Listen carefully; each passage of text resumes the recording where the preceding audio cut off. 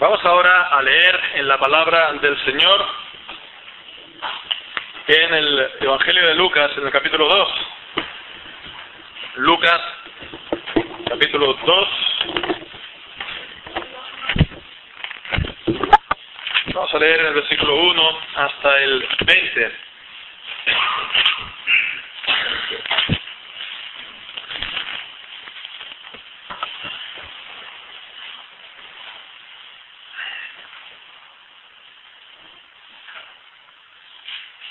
Bien, dice así la palabra del Señor.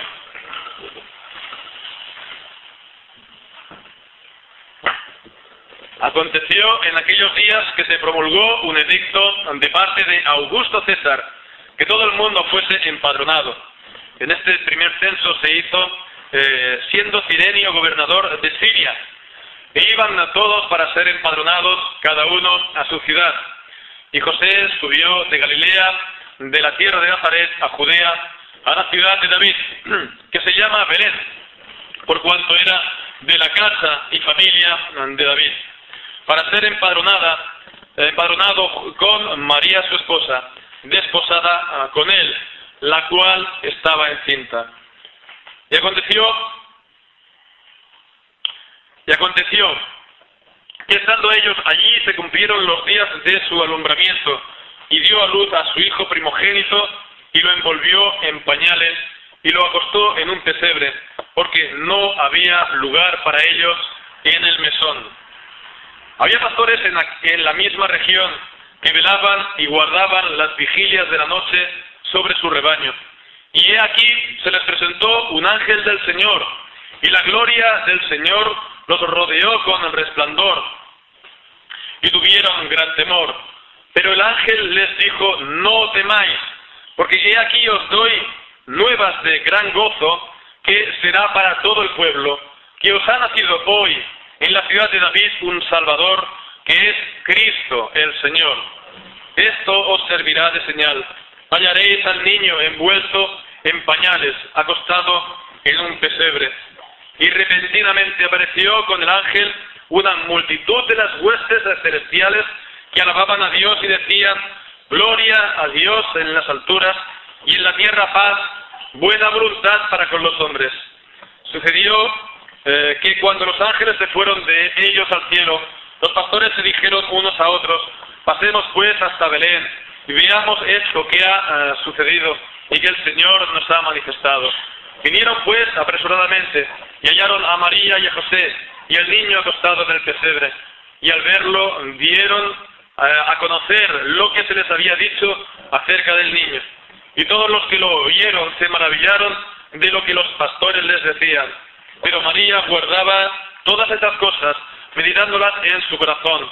Y volvieron los pastores glorificando y alabando a Dios por todas las cosas que habían oído y visto, como se les había dicho.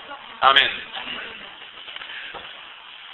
Muy bien, pues hoy es el día en el que se celebra la Navidad, el nacimiento del Señor Jesucristo, y hoy también es el día del Señor, hoy también es el día del Señor. Entonces, en la palabra tenemos ordenado el que el pueblo se reúna para la adoración precisamente en este día del Señor, aunque no podemos decir lo mismo en cuanto al día de la Navidad. No hay mandamiento en la palabra del Señor para que se celebre tal día como hoy. Entonces, bueno, como veis, en el local de nuestra iglesia no hay, digamos, nada especial, no hay ninguna decoración especial dentro de aquí del lugar de culto, ni tampoco hacemos una celebración, digamos, de tipo especial. Hay veces que se hacen en otros lugares, un día muy especial con muchas reuniones de todo tipo. Entonces, bueno, no es que nosotros estemos en contra de que se pueda, tener el día de Navidad como algo especial y la gente, por ejemplo, se pueda reunir en su casa y celebrarlo en familia o decorar su casa con motivos navideños. Si eso lo quieren hacer en su casa, pues no creemos que no es esto ningún problema. La cuestión es hacerlo en la iglesia, en el lugar de la adoración para el Señor, porque la adoración para el Señor ha de estar regulada por su santa palabra. Entonces no es para que nosotros nos guste más o menos, sino lo que el Señor nos pide en su santa palabra. Entonces, bueno, como Él nada ha dicho de esto, nada tampoco nosotros hacemos. Hoy día, pues es el día de la Navidad, ¿sí?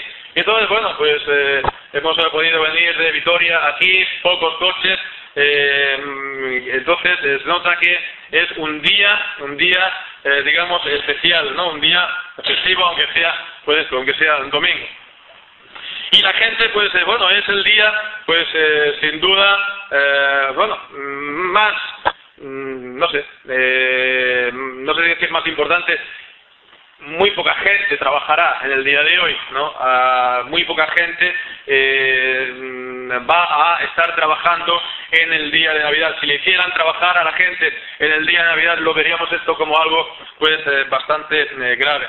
Y se van a aprovechar también la gente para, pues, lo que hemos dicho, reunirse y tener, pues, las comidas familiares de este día. Entonces, bueno, esto no porque precisamente se esté honrando de una manera especial al Señor Jesucristo, sino pues la mayoría de los casos es pues una cuestión de tradición, una cuestión también familiar, ¿no?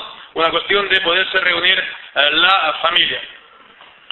No hay ningún problema, por supuesto, al contrario, si podemos decir algo en contra de todo esto, aparte de lo que muchas veces se dice, ¿no? De la Navidad, del consumismo, y que todo esto pues es la manera como lo ve el mundo, ¿no? Esto ya lo se dice muchas veces, ¿no? Y no quisiera yo tampoco abundar ahí en este punto. Lo único que yo podría decir en cuanto a la Navidad es tomarla también con un poco de prudencia, de moderación. ¿En qué sentido? Me explico. Porque muchas veces piensa la gente como si esto fuera una especie de día mágico, una fecha mágica, ¿verdad? No, desde pequeñito ya nos hablan de todos los Reyes Magos, entonces se tiene todo esto la aureola mágica, ¿no? Como que sea un día especialmente de felicidad. Entonces, bueno, ¿qué es lo que pasa? Que la gente normalmente no es feliz y la gente normalmente tiene sus problemas. Entonces, bueno, pues precisamente es en estos días cuando la gente más infeliz es. Y muchas veces pues acaban también pues incluso pues cometiendo, hay un alza de suicidios en estos días. Entonces no es un día, digamos, mágico, no es pues nada en este sentido. Entonces, bueno, ¿qué es lo que, cómo tenemos que encarar, pues digamos, este día? Pues creemos que la mejor manera de pasar este día de Navidad es, por eso, meditando acerca del nacimiento de Jesús y meditando acerca del significado de su nacimiento, de la trascendencia del nacimiento de Jesús hará aproximadamente 2000 años. Acerca de esta importancia del nacimiento de Jesús, normalmente se da a conocer con la palabra encarnación. Seguramente que la conocemos a todos, ¿no? Antiguamente se llamaba así a las mujeres en nuestros países, ¿no? El nombre de encarnación. Entonces la encarnación es el significado del nacimiento de Jesús. La encarnación, que es el hecho de que el Dios eterno, el Dios infinito de la Biblia, que ha creado los cielos y la tierra, el único Dios verdadero, pues entonces tome carne, de ahí la palabra encarnación. Y entonces Él pues descienda a los hombres y que esté entre los hombres como un hombre más, es humanidad, siendo Él siempre Dios. Entonces es la humanación, la encarnación del Hijo de Dios. Y es lo que pues se está celebrando. Y es lo que pues quisiera que podamos estar meditando en esta mañana. acerca de esta encarnación del Hijo de Jesús, tal y como se nos presenta aquí en este conocido pasaje de Lucas. Y podemos comenzar pues viendo este significado, pues considerando que viene a decirnos, significa que el Dios eterno viene a la historia de los hombres, a la historia de los hombres. Y es interesante, ¿verdad?, darnos cuenta de cómo Lucas está insistiendo en este punto. Leemos aquí en este versículo 1 y en este versículo 2 las precisiones, digamos, que hace Lucas en cuanto a la historia. Dice que en aquellos días se promulgó un edicto de parte de Augusto César. Augusto César, que era uno de los emperadores romanos. Entonces, que todo el mundo fuese empadronado. Este primer censo se hizo siendo Cirenio gobernador de Siria. Entonces vemos que la Biblia no da este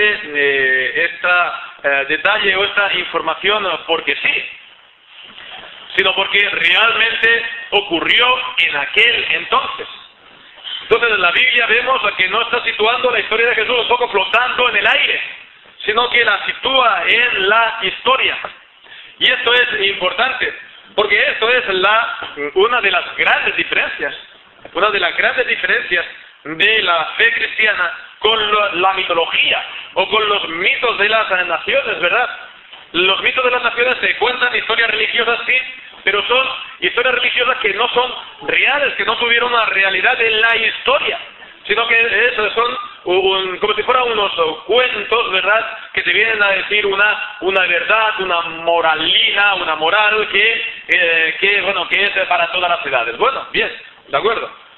Así es la mitología que está presente en todas las religiones, pero la fe cristiana, al contrario, nos presenta la Biblia como hechos históricos reales, desde la creación hasta la venida del Señor Jesucristo, hasta su nacimiento, que es lo que estamos considerando, su muerte, su resurrección, y también, todo lo que nos dice la palabra del Señor, ¿verdad? No lo separa de la historia. Entonces, vemos que esto nos muestra que es real lo que nos enseña la Biblia. El emperador, por ejemplo, Augusto César, ¿verdad? Bueno, pues fue el mismo emperador de Roma desde el año 27 a.C. hasta el 14 después de Cristo. Vemos todo este gran periodo de tiempo. Y bien, pues coincidió con el tiempo en el que Herodes, del que habla el Evangelio de Mateo, pues estuvo con vida, que estuvo viviendo desde el año 37 antes de Cristo hasta el año 4 antes de Cristo también. Entonces vemos aquí, si lo tenemos que situar en el tiempo, a veces se piensa que Jesucristo nació en el año 0, ¿verdad? En el año 0, pues vemos aquí por la historia, no es precisamente en el año 0, sino que tuvo que ser antes de la muerte de Herodes, del Herodes del que habla la Biblia, que fue en el año 4 antes de Cristo. Entonces se da como la fecha probable de ese empadronamiento, la fecha del 6 antes de Jesucristo, del que habla aquí, con lo cual el nacimiento de Jesús después sería seguramente aproximadamente el día, el año, 6 antes de Cristo. Sí. Bien, entonces, ¿por qué esto es? Porque este empadronamiento, se sabe también por la historia, era algo regular, se hacía cada 14 años. Entonces se sabe por la historia, en el año 20 después de Cristo, en el año 20 después de Cristo, hubo un empadronamiento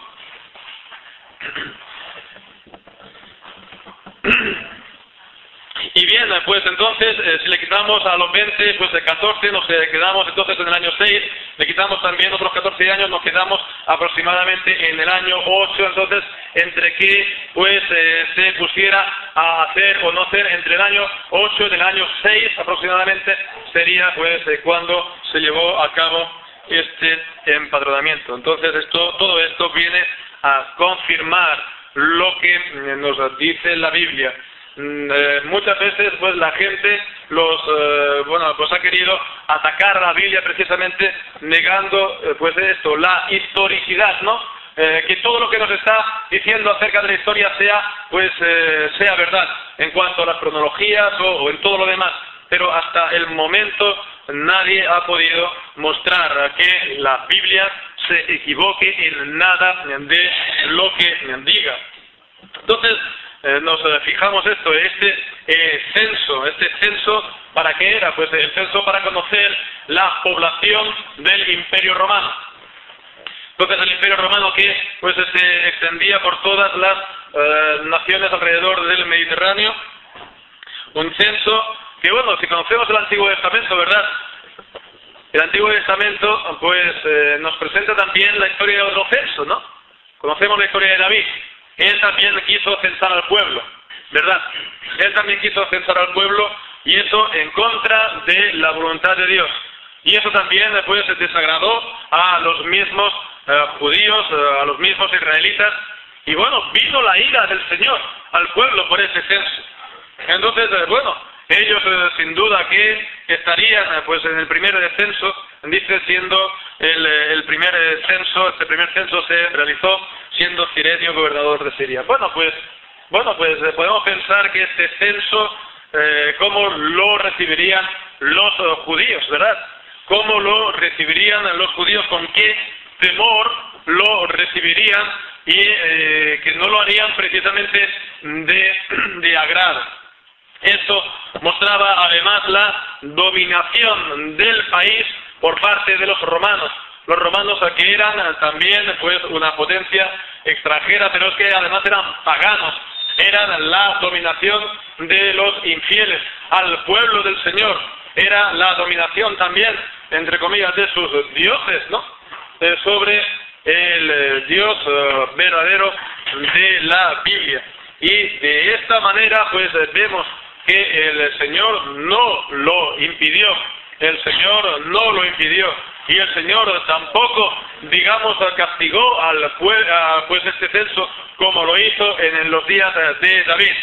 Y entonces el Señor pues utilizó esto como el medio, ¿para qué? Pues para cumplir también las profecías del Antiguo Testamento acerca del Mesías. En concreto, leemos en Miqueas, en el capítulo 5, en el versículo 2. La profecía de Miqueas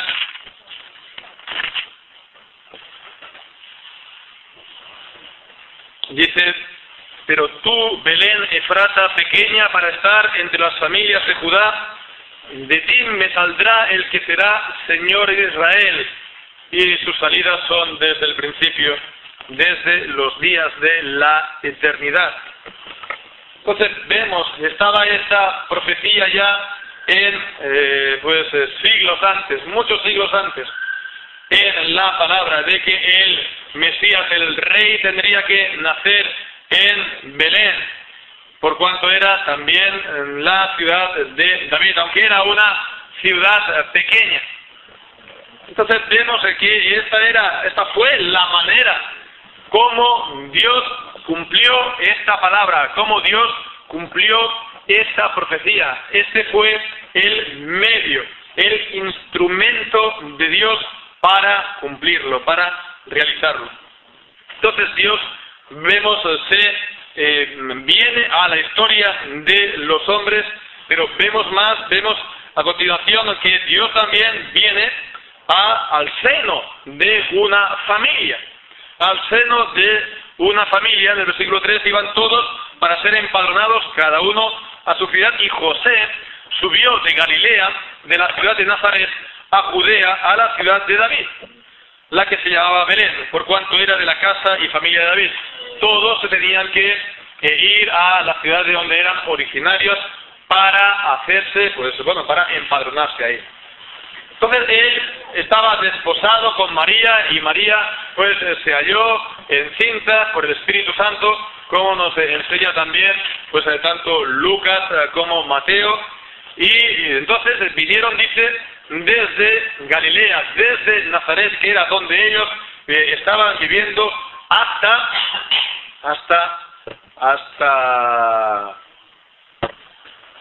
aquí, ¿verdad? Hasta Belén. Un viaje, podemos pensar cómo serían los viajes en aquel entonces, ¿no? No sería con la comodidad de ahora. Y la madre, pues, encinta, a punto de dar a luz. Bien, pues fijémonos que la venida del Salvador, digamos, se mezcló en todas estas circunstancias también de la vida de esta familia, ¿verdad? En todas las dificultades de la vida de esta familia y también las dificultades económicas de la vida de esta familia, porque era una familia, pues sí, de estirpe real, no, era de la descendientes del rey David, pero era una familia venida a menos. Entonces, bueno, él se dedicaba a la carpintería, ¿no? Y bueno, pues se fueron allí y no encontraron lugar decente para estar alojados, pero no solamente eso, un lugar decente para para que también María diera luz. Y podemos pensar, pues, no sé, acerca de José, cómo él viviría todo esto. No, los maridos y los padres, pues tienen que proveer para sus casas, ¿verdad? ¿Cómo él se podría estar pensando que, bueno, no soy capaz de proveerle una vivienda digna a mi mujer cuando da a luz? ¿No? Y sin embargo eso fue. Y Jesucristo, el Salvador, vino a esta familia con esta dificultad, ¿verdad? Con estos problemas, ¿verdad? Normalmente sabemos la representación del nacimiento de Jesús en el pesebre hay un buey y una mula, ¿no? Bueno, no se nos dice aquí que en el pesebre haya buey y mula, aunque seguramente se inspiran de otro pasaje en el mismo Evangelio de Lucas, en el capítulo 13, en el versículo 15, cuando dice: entonces el Señor le respondió y dijo: hipócrita, cada uno de vosotros no desata en el día de reposo su buey y su asno del pesebre y lo lleva a beber. Bueno, pues por eso es que el pesebre era el lugar donde estaban los animales, ¿verdad? El buey y la mula, no sé si estarían ahí presentes, pero es el lugar, la vivienda de los animales. Ahí fue a nacer Jesucristo. Ahí fue a nacer Jesucristo, el Hijo eterno de Dios. El Evangelio de Mateo nos da más detalles. También tiene que huir, su vida peligra, tienen que ir a Egipto como un refugiado, ¿verdad? Cuando se pasa el peligro tienen que volver. Y todo esto también identificándose con la historia de Israel, que también peligraba su vida en los tiempos de Jacob, y bajar, porque había una hambruna, y bajaron a Egipto, y también subieron de Egipto de regreso. Entonces vemos, Jesús se identifica con la historia de Israel, pero vemos que también Él forma parte aún más de la vida de esta familia. Entonces Él es el Rey, el Señor de la gloria, nos dice en 1 Corintios capítulo 1, es el Señor de la gloria. Pero Él nace en humanidad, vemos, en un pesebre. Y entonces esto significa, pues, que Él nace pobre, siendo Él rico. Él nace pobre, siendo rico. ¿Y con qué fin? Vemos en 2 Corintios, el capítulo 8, en el versículo 9, porque ya conocéis la gracia de nuestro Señor Jesucristo, que por amor a vosotros se hizo pobre, siendo rico. ¿Para qué? pues para que vosotros también con su pobreza fueseis enriquecidos. Entonces, el Señor Jesucristo viene a la historia de los hombres, el Señor Jesucristo viene al seno de una familia, pero vemos aquí de esta manera también la encarnación es que viene al seno mismo de una mujer. Entonces Él, siendo el Dios eterno, nace como hombre. Y es lo que nos viene a decir aquí. Se cumplieron versículo 6, los días de su alumbramiento, y dio a luz a su hijo primogénito. Primogénito, no dice unigénito. En la Biblia Jesús era el primero de entre el resto de los hermanos, y esto la Biblia nos da incluso el nombre de los hermanos y también que tenían más hermanas. Entonces él fue el hijo primogénito y nació como cualquier otro hijo, de la misma manera. Y María tuvo los mismos dolores de parto que con el resto de sus hijos, y nació también que lo tuvieron que lavar y cortar el cordón umbilical, etcétera, etcétera, etcétera. Un nacimiento más. El Señor de la gloria nació en esta humanidad, no de una manera especial. Y esto es la encarnación.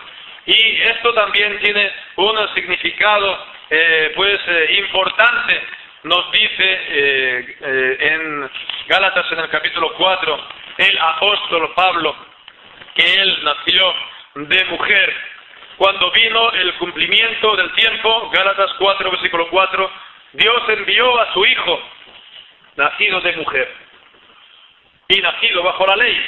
El nacer de mujer significa que se ponía bajo la ley de Dios. Todos los hombres estamos bajo la ley de Dios. No estamos libres para pecar o para no cumplir la ley de Dios si no queremos o si no creemos. Estamos bajo la ley de Dios.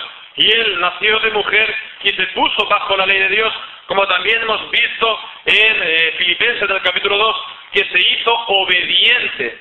La humanidad de Jesús significó hacerse obediente y ponerse bajo la ley de Dios. En Hebreos, en el capítulo 2, en el versículo 14, también nos habla de la encarnación de Jesucristo y de su resultado y de su importancia para nosotros. Y dice que así, por cuanto los hijos participaron de carne y sangre, Él también, Jesucristo, Él también participó de lo mismo, de la carne y de la sangre, para destruir al que tenía al imperio de la muerte, esto es, al diablo, y librar a todos los que por el temor a la muerte estaban sujetos a servidumbre. Entonces Jesucristo nació, tomó carne y sangre, participó de lo mismo, se hizo semejante en todo a los hombres para librar a los hombres de la condenación de la ley, para librar a los hombres de la servidumbre del diablo. Y vemos aquí en Hebreos nos está hablando de esta servidumbre, que es por el temor a la muerte. La gente tiene miedo a morir, y esto le hace ponerse bajo el yugo del diablo, que es también importante lo que nos dice la palabra de Dios. Y si uno no tiene la confianza en cuanto al día de su muerte, a dónde va a ir, eso es el pie que el diablo utiliza también para esclavizar las almas, ¿verdad? Jesucristo vino, Jesucristo se encarnó de esta manera. Podríamos hablar más en detalle, pero vamos simplemente ya por último, para poder comprender bien todo esto de la encarnación, ver la escena de los ángeles, que es también muy importante lo que aquí nos dice la palabra del Señor en el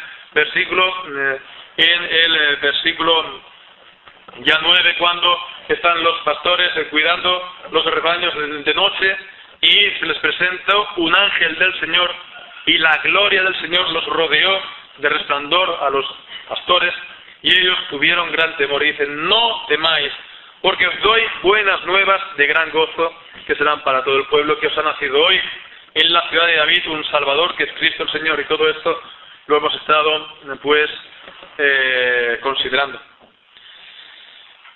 Y os servirá esto de señal: hallaréis al niño envuelto en pañales, acostado en un pesebre. Y después de decir esto, nada más decir esto, entonces repentinamente apareció con el ángel una multitud de huestes celestiales que alababan a Dios y decían: gloria a Dios en las alturas y en la tierra paz, buena voluntad para con los hombres. Y esto pues lo hemos visto muchas veces, ¿verdad?, en pesebres y en decoraciones navideñas, ¿no? La escena de los pastores en el campo y los ángeles. Pero vemos, ¿no? Siempre venía un ángel con una franja por aquí, decía: gloria a Dios en las alturas de la tierra, paz, ¿no? ¿Y cómo continuaba? ¿Qué decía? Pues esas franjas, ¿no? Paz, normalmente era paz, paz a los hombres de buena voluntad, ¿verdad? Pero no dice esto aquí, ¿verdad? ¿Qué dice aquí? Paz, buena voluntad para con los hombres. Aquí no está hablando de paz a los hombres de buena voluntad. Porque si solamente la tuvieran que recibir los hombres de buena voluntad, no habría nadie que recibiría esta paz. La Biblia no habla, no dice nada de los hombres de buena voluntad, no dice nada que aquellos que están sin Cristo, sin Dios y sin esperanza en el mundo, pues son gente que están, como que tienen buena voluntad. La gente que está sin Dios en este mundo y sin esperanza en este mundo, y que está sin Cristo en este mundo, nos dice la palabra de Dios: no hay justo ni a un uno. No hay justo ni a un uno. Y no tienen precisamente buena voluntad para con el prójimo, como que tampoco tienen ni mucho menos buena voluntad para con Dios. Pero vemos aquí, están ofreciendo a todos los hombres esta paz y esta buena voluntad. Y esto es importante. Nada más haber dicho: veréis esta señal al niño envuelto en pañales. Entonces se aparecieron toda esta multitud de ángeles y alabaron de esta manera al Señor. Fijémonos, en el Antiguo Testamento hubo también un pasaje en el que también hubieron los ángeles, ¿verdad?, alabando al Señor. ¿Nos acordamos? En Isaías, el capítulo 6. En Isaías capítulo 6. Estaba Isaías adorando en el templo y tuvo la visión de ángeles del Señor. Y estaban los serafines, estaban alabando al Señor. Dice que con dos alas se tapaban los ojos, con dos alas se tapaban los pies, con dos volaban y estaban alabando al Señor. Santo, santo, santo, el Señor de los ejércitos, toda la tierra es llena de su gloria. Dice esto, ¿verdad? Vio la gloria de Dios. Del Dios, dice que estaba en un trono alto y sublime. Bueno, pues en Juan, en el capítulo 12 de Juan, del Evangelio de Juan, nos dice que Isaías tuvo la visión del Señor Jesucristo antes de su encarnación.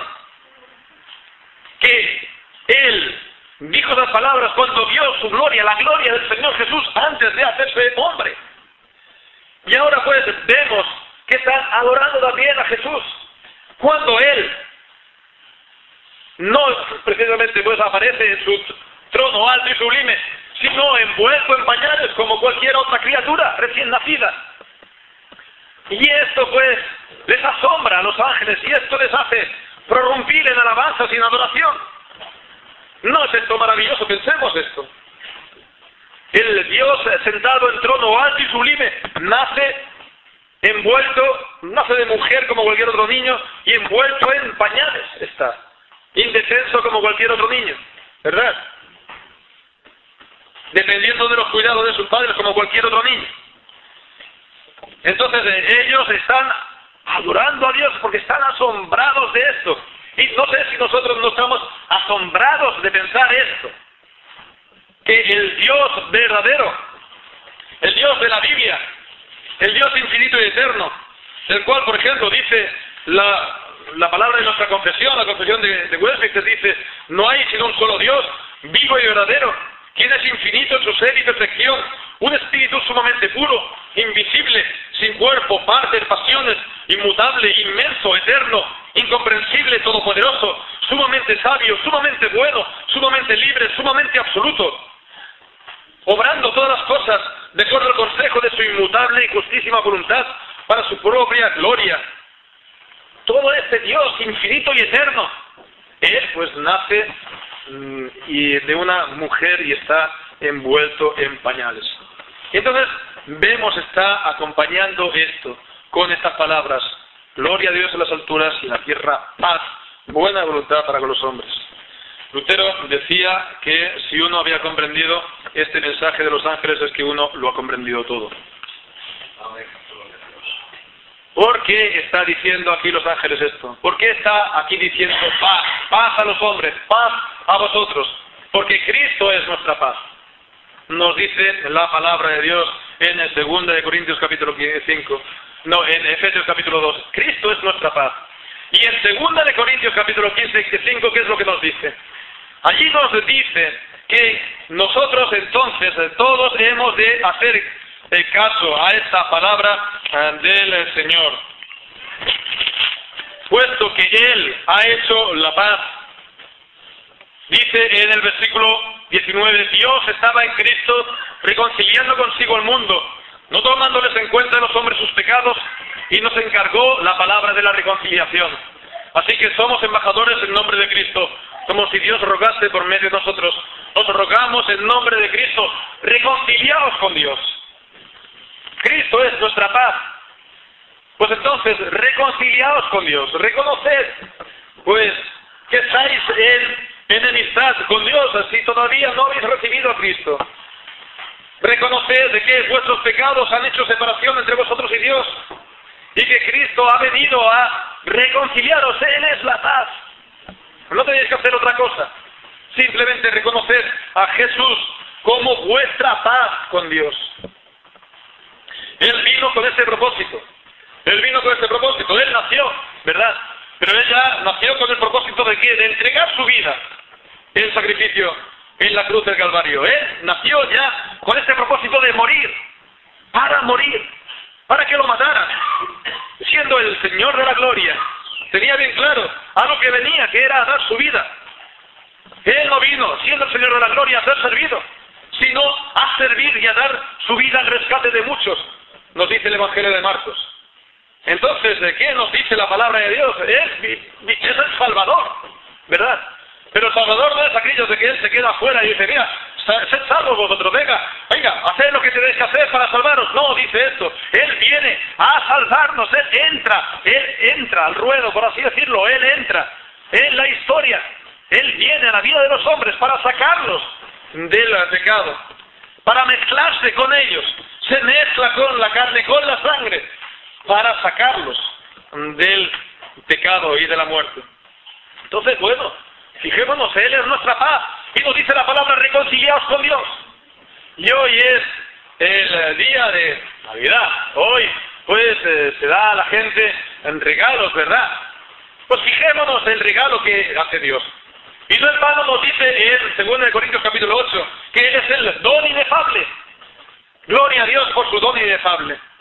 Ahora imaginémonos a que te viene aquí alguien que te ama, y te da el regalo, ¿verdad? Y bien, pues entonces tú lo coges y se lo tiras a la cara. Qué bueno sería, ¿verdad? Qué bueno sería que le tiremos el regalo que nos hace el ser querido a la cara.